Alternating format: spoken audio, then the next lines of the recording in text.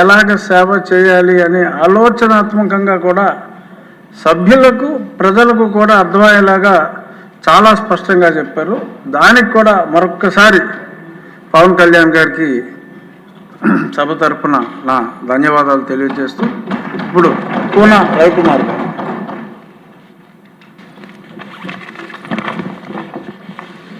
ధన్యవాదాలు అధ్యక్ష.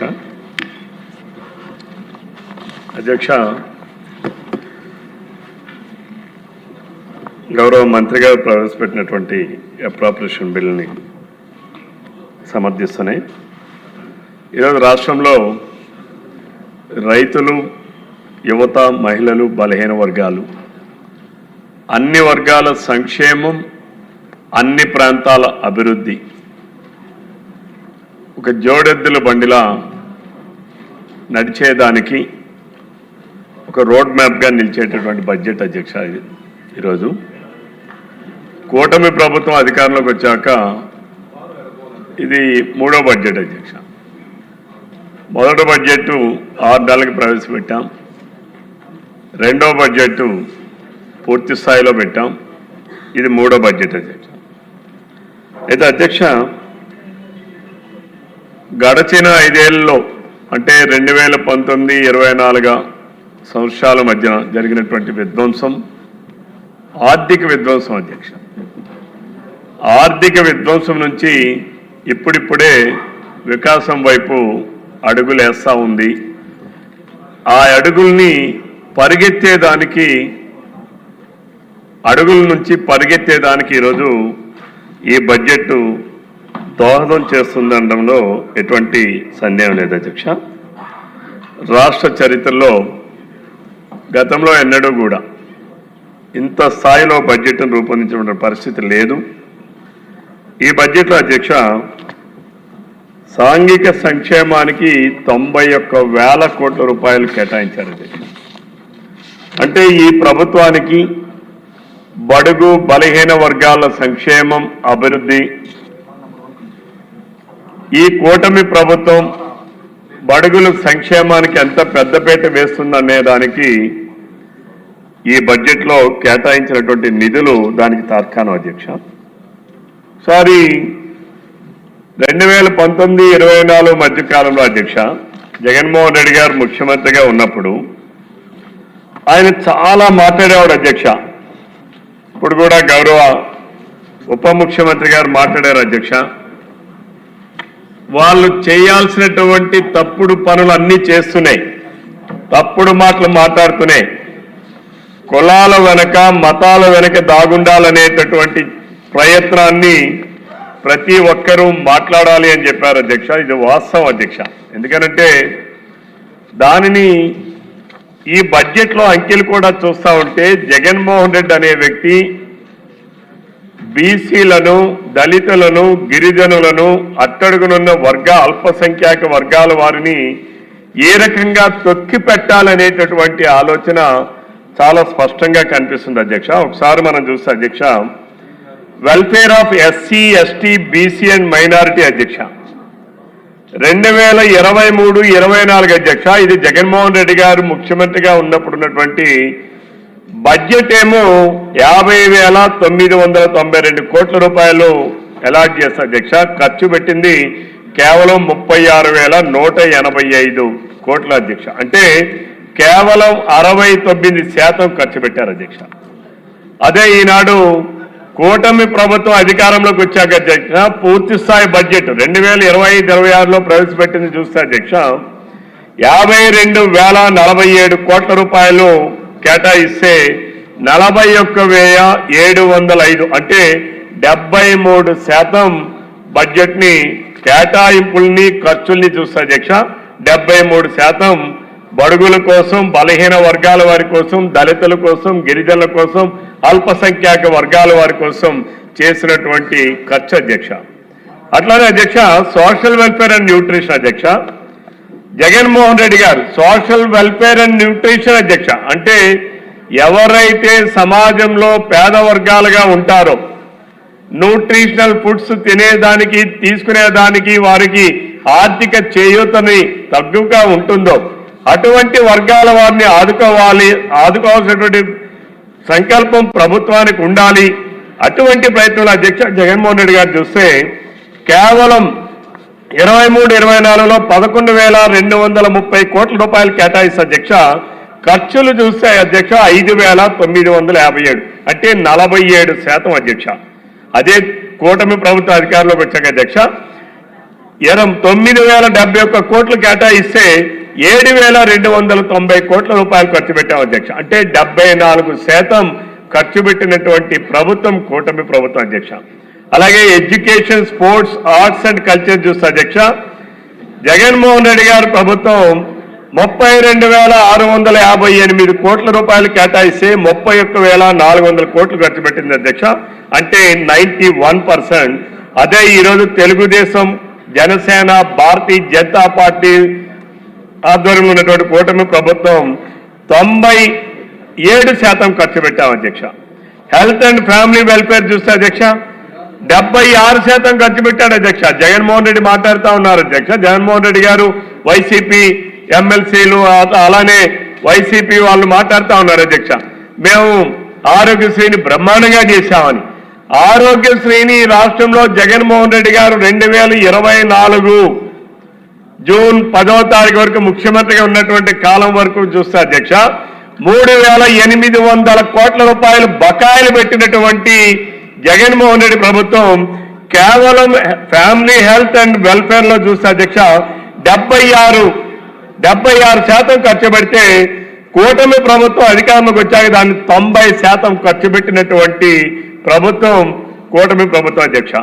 Rural development అధ్యక్ష ఇప్పుడే గౌరవ ఉప ముఖ్యమంత్రి గారు చెప్పారు అధ్యక్ష. ఎంత స్థాయిలో ఖర్చు పెట్టామనంటే గణాంకాలే చెప్తున్నారు అధ్యక్ష. 23-24లో ఆయన బడ్జెట్ లో కేటాయించింది ఖర్చులకి 57% ఖర్చు పెడితే ఈ రోజు కూటమి ప్రభుత్వం అధికారంలోకి వచ్చాక కేటాయింపులకి ఖర్చులకి 88% ఖర్చు పెట్టినటువంటి ప్రభుత్వం ఈనాటి కూటమి ప్రభుత్వం అధ్యక్ష. అలాగే ఇరిగేషన్ అండ్ ఫ్లడ్ కంట్రోల్స్ అధ్యక్ష కేవలం జగన్మోహన్ రెడ్డి మాట్లాడుతూ ఉన్నాడు అధ్యక్ష. నేను రాయలసీమ లిఫ్ట్ని ప్రారంభించా, కూటమి ప్రభుత్వం నిలుపుదల చేసిందని మాట్లాడుతూ ఉన్నాడు అధ్యక్ష. ఆ రోజు రాయలసీమ లిఫ్ట్ ఇరిగేషన్ కి ప్రారంభించిన 2 నెలల్లోనే ఎన్జీటీ నేషనల్ గ్రీన్ ట్రిబ్యునల్ వాళ్ళు మీరు తక్షణమే దానిని పనులు నిలుపుదల చేయండి ఆదేశిస్తే నిలుపుదల చేసినటువంటి జగన్మోహన్ రెడ్డి ఈరోజు అసత్యాల్ని వంటి వాచేటటువంటి అలవాటు ఉన్నటువంటి జగన్మోహన్ రెడ్డి ఈరోజు ఇరిగేషన్ మీద ఆ రోజు చూస్తే అధ్యక్ష 16,000 కోట్ల రూపాయలు కేటాయించి ఖర్చేమో 6,800 కోట్ల అధ్యక్ష. అంటే 38% ఖర్చు పెట్టాడు అధ్యక్ష. అదే ఈరోజు చంద్రబాబు నాయుడు గారి నాయకత్వంలోకి వెళ్ళినటువంటి కూటమి ప్రభుత్వం 16,490 కోట్లు కేటాయించి 13,210 కోట్లు అంటే అధ్యక్ష 73% నిధులు ఖర్చు చేశారు అధ్యక్ష. అలాగే అగ్రికల్చర్ అండ్ అలైడ్ యాక్టివిటీస్ అధ్యక్ష జగన్మోహన్ రెడ్డి గారు ముఖ్యమంత్రిగా ఉన్నప్పుడు నేను వ్యవసాయాన్ని బ్రహ్మాండంగా చేశా అని చెప్పి మాట్లాడుతూ ఉన్నాడు అధ్యక్ష. ఆయన కేటాయింపులు బారెడు, ఖర్చులు చూస్తే మాత్రం మూరెడు. అంటే ఆయన మాటలేమో కోటలు దాటుతాయి, చేతలేమో గడప దాటుతాయి అధ్యక్ష. దానికి నిదర్శనం అగ్రికల్చర్ మీద వాళ్ళు ఖర్చు పెట్టింది 75% అధ్యక్ష. అదే ఈరోజు కూటమి ప్రభుత్వం అధికారంలోకి వచ్చాక అధ్యక్ష అగ్రికల్చర్ మీద 89% ఖర్చు పెట్టారు అధ్యక్ష. అలాగే ఎనర్జీ అధ్యక్ష విద్యుత్ మీద అయితే 106% ఖర్చు పెట్టి ఆ రోజు జగన్మోహన్ రెడ్డి గారు 32,000 కోట్ల రూపాయలు ప్రజల మీద భారం పెడితే ఈ రోజు ఆ భారాన్ని 4,300 కోట్ల రూపాయలని ట్రూ డౌన్ ద్వారా అంటే యూనిట్ కి 13 పైసలు తగ్గించడం ద్వారా ఆ భారాన్ని ఈరోజు ఈ ప్రభుత్వం భరిస్తా ఉంది అధ్యక్ష. ఆనాడు జగన్మోహన్ రెడ్డి గారు 9 సార్లు విద్యుత్ ఛార్జీలు పెంచి 32,000 కోట్ల రూపాయల భారాన్ని పేద ధనిక వర్గాలు అన్ని వర్గాల మీద కూడా మోపినటువంటి పరిస్థితి అధ్యక్ష. అలాగే అర్బన్ డెవలప్మెంట్ అధ్యక్ష కేవలం జగన్మోహన్ రెడ్డి గారు అర్బన్ డెవలప్మెంట్ మీద ఖర్చు పెట్టింది అధ్యక్ష 53% అధ్యక్ష. ఈ రోజు అర్బన్ డెవలప్మెంట్ మీద ఖర్చు పెట్టింది 71% అధ్యక్ష. ట్రాన్స్పోర్ట్ ఆ రోజు జగన్మోహన్ రెడ్డి గారు కేటాయించిన దానికన్నా ఖర్చు పెట్టింది 69% అధ్యక్ష. ఈ రోజు ట్రాన్స్పోర్ట్ కి సంబంధించి ఖర్చు పెడుతున్నది 96% అధ్యక్ష. అంటే ఇవన్నీ గణాంకాలు చెప్తా ఉన్నాయి అధ్యక్ష. ఇది ఎవరు తెలుగుదేశమో జనసేన తయారు చేసినటువంటి రిపోర్ట్ కాదు అధ్యక్ష. సిఎండేజీ కాగ్ తయారు చేసినటువంటి నివేదిక అధ్యక్ష. నేను జగన్మోహన్ రెడ్డి గారికి సభ ద్వారా ప్రశ్నిస్తా ఉన్నాను అధ్యక్ష. ఒక్కసారి నువ్వు కాగ్ రిపోర్టులు తెప్పించి చదువుకోండి. మీరు అసత్యాలు వండి వార్చాలంటే ప్రజలు సిద్ధంగా లేరు అనేది ఈ సందర్భంగా తెలియజేస్తా ఉన్నాను అధ్యక్ష. అంతేకాదు అధ్యక్ష, ఉపాధి కల్పన అధ్యక్ష, ఈ ప్రభుత్వానికి ఈ రాష్ట్రంలో ఉన్నటువంటి యువతరానికి 20 లక్షల ఉద్యోగాలు ఇస్తామని ఆ రోజు చెప్పావు అధ్యక్ష. చెప్పిన మాట ప్రకారం 20 నెలల్లోనే 6,28,347 ఉద్యోగ ఉపాధి అవకాశాలు కల్పించినటువంటి ప్రభుత్వం ఈనాడు చంద్రబాబు నాయుడు గారు, యువ నాయకుడు లోకేష్ బాబు గారు, మరి ఉప ముఖ్యమంత్రి పవన్ కళ్యాణ్ గారి నాయకత్వంలో దిగ్విజయంగా ముందుకు నడుస్తూ ఉంది అధ్యక్ష. ప్రభుత్వ ఉద్యోగాల అధ్యక్ష 30,607 ఉద్యోగాలు ప్రభుత్వ ఉద్యోగాలు కల్పించావు అధ్యక్ష.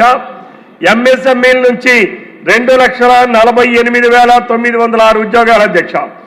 Job fair and skill development ద్వారా 1,46,627 ఉద్యోగాలు అధ్యక్ష. పరిశ్రమల రంగంలో 95,174, ఫుడ్ ప్రాసెసింగ్ లో 64,035, ఐటీ అండ్ ఎలక్ట్రానిక్స్ 13,866, పర్యాటక రంగం 5,028 మందికి. అంటే మొత్తంగా ఈ 20 నెలల్లోనే 6,28,347 ఉద్యోగాలు కల్పన చేసినటువంటి ఉపాధి కల్పనలో, ఉద్యోగ కల్పనలో ముందున్నటువంటి ప్రభుత్వం ఈనాడు ఈ కూటమి ప్రభుత్వం అని చెప్పి ఈ సభ ద్వారా రాష్ట్ర ప్రజానీకానికి, రాష్ట్రంలో ఉన్నటువంటి యువతరానికి తెలియజేస్తున్నాం అధ్యక్ష. అంతేకాదు అధ్యక్ష, మా టార్గెట్ 20 లక్షలు, కానీ 25 లక్షల మందికి ఉద్యోగ కల్పన చేయాలని ఇప్పటికే 20 లక్షల కోట్ల రూపాయలు పెట్టుబడులు ఈ రాష్ట్రానికి తీసుకొచ్చారు అధ్యక్ష.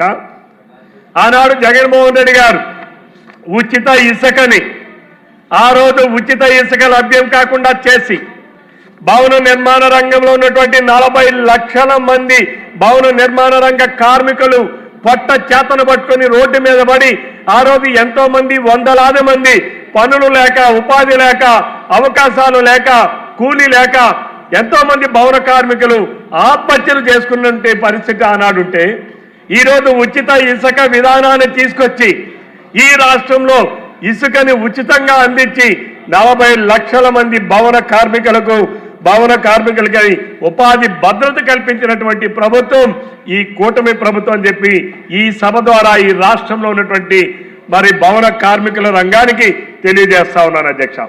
అంతేకాదు అధ్యక్ష, 6 లక్షల మందికి నిరుద్యోగ భృతిని రద్దు చేశారు జగన్మోహన్ రెడ్డి గారు. ఈ రాష్ట్రం నుంచి పరిశ్రమలు తరిమేశారు. గంజాయిని, డ్రగ్స్ ని రాష్ట్రంలో విచ్చలవిడిగా పండించి ఈ రాష్ట్రంలో ఉన్నటువంటి వైసీపీలో ఉన్నటువంటి నాయకులు ఎవరైతే కార్యకర్తలు ఈరోజు వైసీపీలో ఉన్నటువంటి వాళ్ళు ఎంతో మంది ఈ గంజాయిని సరఫరా చేసి ఈరోజు ఈ రాష్ట్రంలో ఉన్నటువంటి యువతని నిర్వీర్యం చేయాలనేటటువంటి ఒక లక్ష్యం అధ్యక్ష. యువత తాలూకా ఉద్యోగ ఉపాధి అవకాశాలను నిర్వీర్యం చేయడం అధ్యక్ష. వాళ్ళని గంజాయిలకి బానిసలుగా చేసి యువతను నిర్వీర్యం చేసినటువంటి పరిస్థితి ఉంటే ఈరోజు ఈ రాష్ట్రంలో గంజాయి లేకుండా చేసినటువంటి పరిస్థితి నాడు ఈ రాష్ట్రానికి తీసుకొచ్చి లా అండ్ ఆర్డర్ని కాపాడినటువంటి ప్రభుత్వం ఈరోజు ఈ కూటమి ప్రభుత్వం అని చెప్పి సందర్భంగా తెలియజేస్తున్నాను అధ్యక్ష. అలానే అధ్యక్ష, ఈరోజు మరి యువ నాయకుడు లోకేష్ బాబు గారి నాయకత్వంలో, చంద్రబాబు నాయుడు గారి నాయకత్వంలో, మరి ఈనాడు పవన్ కళ్యాణ్ గారి సహకారంతో ఈ రాష్ట్రంలో అనేక ఐటీ కంపెనీలు వస్తున్నాయి అధ్యక్ష. ఈరోజు ఈ రాష్ట్రాన్ని 3 జోన్లుగా విభజించుకొని అన్ని జోన్స్ కూడా అభివృద్ధి చెందాలి. ఈరోజు విశాఖపట్నాన్ని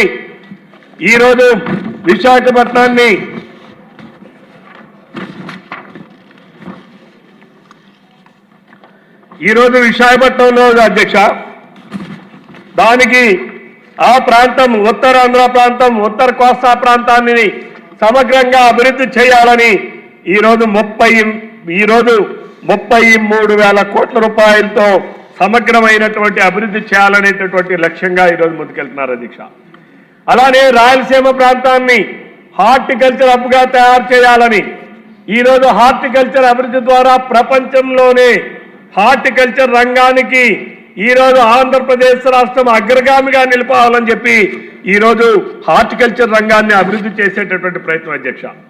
ఈరోజు ఇండస్ట్రియల్ పారిశ్రామిక అభివృద్ధి కూడా అధ్యక్ష వెనుకబడిన ప్రాంతాలైనటువంటి ఉత్తరాంధ్ర, వెనుకబడినటువంటి ప్రాంతాలైనటువంటి రాయలసీమ ప్రాంతం, అలాగే ప్రకాశం జిల్లా ప్రాంతం ఈరోజు ఈ పరిశ్రమలు తీసుకొచ్చి అక్కడ పారిశ్రామిక అభివృద్ధితో పాటుగా ఉద్యోగ ఉపాధి కల్పనతో పాటుగా హార్టికల్చర్ను కూడా పెంపొందించడం ద్వారా వ్యవసాయ రంగాన్ని స్థిరీకరించాలనేటటువంటి లక్ష్యంతోనే ఈరోజు ఈ బడ్జెట్లో చాలా విపులంగా చాలా స్పష్టంగా కేటాయింపులన్నీ కూడా ఉన్నాయని చెప్పి ఈ సందర్భంగా తెలియజేస్తున్నాను అధ్యక్ష.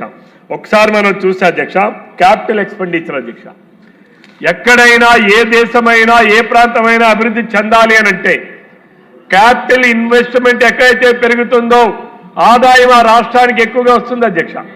ఈరోజు క్యాపిటల్ ఇన్వెస్ట్మెంట్ని 49,000 కోట్ల రూపాయలతో క్యాపిటల్ ఇన్వెస్ట్మెంట్ చేయాలనేటటువంటి లక్ష్యాన్ని ఈరోజు ఈ బడ్జెట్లో రూపొందించడం చాలా అభినందనీయమని చెప్పి ఈ సందర్భంగా తెలియజేస్తున్నాను అధ్యక్ష.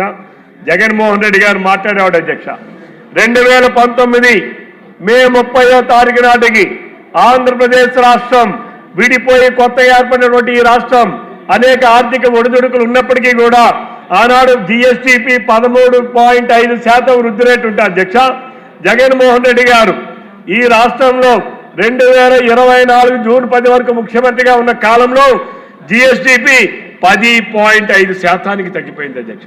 అంటే 3% తగ్గిపోయింది అధ్యక్ష. అంటే 6.94 లక్షల కోట్ల సంపద నష్టపోయాం అధ్యక్ష. జగన్మోహన్ రెడ్డి గారి అవినీతి పరిపాలన వలన, జగన్మోహన్ రెడ్డి గారి చేతకాని పరిపాలన వలన, జగన్మోహన్ రెడ్డి గారి విధ్వంస పరిపాలన వలన రాష్ట్రానికి వచ్చేటటువంటి సంపదని సుమారు 7 లక్షల కోట్ల రూపాయలు సంపదను నష్టపోయాం అధ్యక్ష. అంతేకాదు అధ్యక్ష 76,195 కోట్ల రూపాయలు ఎక్స్ట్రాగా వచ్చే ఆదాయాన్ని కూడా కోల్పోయాం అధ్యక్ష.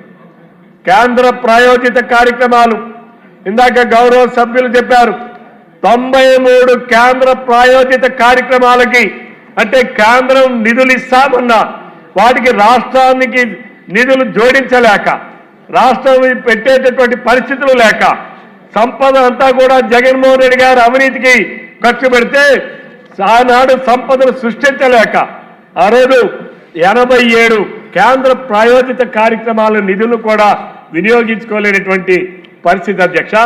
ఒక్కసారి అంటే ఇది తద్వారా ఈ సభ ద్వారా రాష్ట్ర ప్రధానికానికి తెలియజేయాలని చెప్పి తెలియజేస్తున్నాను అధ్యక్ష. అంతేకాకుండా అధ్యక్ష తలసరి ఆదాయం జగన్మోహన్ రెడ్డి గారు ముఖ్యమంత్రిగా ఉన్న నాటికి 1,44,000 ఉంటే అధ్యక్ష ఈరోజు తలసరి ఆదాయం 2,94,000కి ఈరోజు తలసరి ఆదాయం వెళ్ళింది అధ్యక్ష. అంటే ఈరోజు అన్ని రంగాల్లో కూడా అభివృద్ధిని సాధించాం. వ్యవసాయ రంగం ఈరోజు సూపర్ 6 హామీలు అమలు చేస్తున్నాయి. ఈరోజు ఇందాక గౌరవ ఉప ముఖ్యమంత్రి గారు చెప్పారు అధ్యక్ష పెన్షన్ల కోసం ఏడాదికి 33,000 కోట్ల రూపాయలు అంటే 5 సంవత్సరాల్లోనే 1,70,000 కోట్ల రూపాయలు ఒక్క పింఛన్ల రూపంలోనే ఈ రాష్ట్రంలో ఉన్నటువంటి ఏడాదికి 65 లక్షల మందికి నిరుపేదలకి అందిస్తున్నటువంటి ప్రభుత్వం అధ్యక్ష. అంటే జగన్మోహన్ రెడ్డి గారు సిద్ధమని చెప్పి సభలు పెట్టి ఆ రోజు చెప్పేవాడు అధ్యక్ష నేను 1,70,000 కోట్ల రూపాయలు డీబీటీ ద్వారా ఇచ్చారని. అన్ని పథకాలు కలిపితే నువ్వు ఇచ్చావు. ఆ రోజు ఆ ప్రభుత్వం అన్ని పథకాలు కలిపి 1,70,000 కోట్లు ఇచ్చారు. ఈరోజు ఈ కూటమి ప్రభుత్వం చంద్రబాబు నాయుడు గారి నాయకత్వంలో కలిగిన ప్రభుత్వం ఈరోజు ఒకే ఒక్క పింఛన్లలోనే 1,70,000 కోట్ల రూపాయలు పేద ప్రజానీకానికి అందిస్తున్నటువంటి ప్రభుత్వం ఈ కూటమి ప్రభుత్వం అని చెప్పి ఈ సందర్భంగా తెలియజేస్తున్నాను అధ్యక్ష. అంతేకాకుండా అధ్యక్ష ఈరోజు సూపర్ 6లో కూడా అన్ని వర్గాల వారిని ఆ రోజు జగన్మోహన్ రెడ్డి ఆటో డ్రైవర్లకు ఇచ్చాడు. ఆటో అన్నా నీకు 10,000 అన్నాడు. ఈరోజు ఈ ప్రభుత్వం 20,000 ఇస్తున్నాం అధ్యక్ష. అలాగే ఎవరైతే మత్స్యకారులు 3 నెలల పాటు వాళ్ళకి వేటకి వెళ్ళేదానికి నిషిద్ధమైనటువంటి సమయంలో ఆ సమయంలో అధ్యక్ష ఈరోజు ప్రతి ఒక్క కుటుంబం 1,20,000 కుటుంబాలు అధ్యక్ష ఆ రోజు జగన్మోహన్ రెడ్డి గారు కేవలం 80,000 కుటుంబాలకి రోజు ఆదుకుంటే 10,000 రూపాయలు ఇస్తే ఈ రోజు 1,20,000 కుటుంబాలకి 20,000 ఇచ్చి ఆదుకుంటున్నటువంటి ప్రభుత్వం అధ్యక్ష. అలాగే ఈనాడు ఎవరైతే నాయి బ్రాహ్మణులు ఉన్నారో వాళ్ళకి కరెంటు 200 యూనిట్ల వరకు ఉచితంగా ఇచ్చారు అధ్యక్ష. అలాగే చేనేత వర్గాల వారికి ఉచితంగా ఇచ్చారు అధ్యక్ష. అలానే దోబీలకు ఉచితంగా ఇచ్చారు అధ్యక్ష. ఆక్వా రంగానికి కూడా ₹50 ఈరోజు ఉచితంగా ₹50 యూనిట్ ధరకి ఈరోజు అందిస్తున్నటువంటి పరిస్థితి అధ్యక్ష.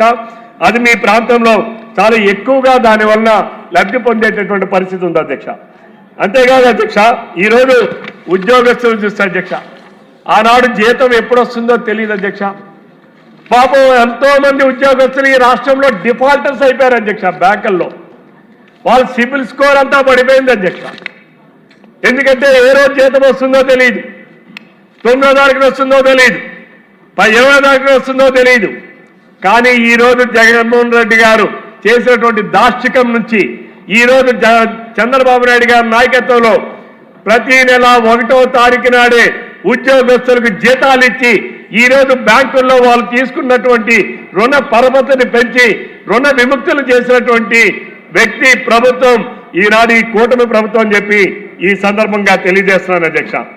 ఈరోజు ఈ బడ్జెట్లో అధ్యక్ష రూపొందించినటువంటిది రేపు 2029 నాటికి 5 లక్షల రూపాయలు పెర్ క్యాపిటా ఇన్కమ్ రావాలని, రేపు విజన్ 2047కి ఈ బడ్జెట్ ఇప్పుడిప్పుడే అడుగులు వేస్తూ రాబోయే రోజుల్లో 2047 నాటికి 55 లక్షల తలసరి ఆదాయం రావాలంటే ఈరోజు ఈ బడ్జెట్లో రూపకల్పన చేసినటువంటి విధానం మరి ముందుకు నడిపిస్తుందని చెప్పి ఈ సందర్భంగా తెలియజేస్తూ మరి ఈరోజు అధ్యక్ష లాస్ట్ అధ్యక్ష, అందుకనే ముఖ్యమంత్రి గారు పదే పదే చెప్తా ఉన్నారు అధ్యక్ష, స్వర్ణాంధ్ర విజన్ 2047 మనం సాధించాలంటే వాటికి 10 సూత్రాలు ఒక ప్రామాణికంగా పెట్టుకొని ఈనాడు ఈ కూటమి ప్రభుత్వం పాలన అందిస్తూ ఉంది అధ్యక్ష.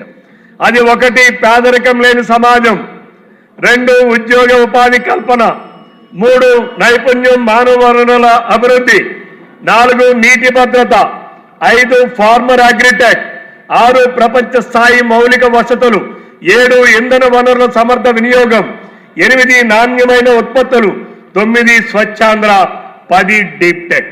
ఈ 10 సూత్రాలని ప్రామాణికంగా చూసుకొని ఒక విజనరీ లీడర్ ఇచ్చినటువంటి విజన్ అధ్యక్ష 2047 నాటికి భారతదేశంలోనే ఆంధ్రప్రదేశ్ రాష్ట్రం నెంబర్ 1గా ఉండాలంటే దానికి అనుగుణంగానే ఈనాడు ఈ బడ్జెట్ ని రూపొందించి ఈరోజు ఈ రాష్ట్రంలో ఉన్నటువంటి అన్ని వర్గాల సంక్షేమానికి, అన్ని ప్రాంతాల అభివృద్ధికి మరి బడ్జెట్ దోహదపడుతుందని దాన్ని రూపొందించినటువంటి మా ఆర్థిక మంత్రి పయ్యావుల కేశవ్ గారికి మరొకసారి ధన్యవాదాలు తెలియజేస్తూ మా ముఖ్యమంత్రి గారు అలాగే మా ఉప ముఖ్యమంత్రి గారు పవన్ కళ్యాణ్ గారికి, మా యువ నాయకుడు నిరుద్యోగులకి ఉద్యోగాలు కల్పన చేసేటటువంటి మా యువ నాయకుడు లోకేష్ బాబు గారికి ముగ్గురికి ధన్యవాదాలు తెలియజేస్తూ బ్రహ్మ విష్ణు మహేశ్వర్ లాగా ఈ రాష్ట్రంలో మరి సృష్టిస్తున్నటువంటి సంపదను సృష్టిస్తున్నటువంటి బ్రహ్మ చంద్రబాబు నాయుడు గారు అయితే అందరికీ అభయాలు ఇచ్చేటటువంటి బాలాశంకరుడు లాంటి మా పవన్ కళ్యాణ్ గారు అయితే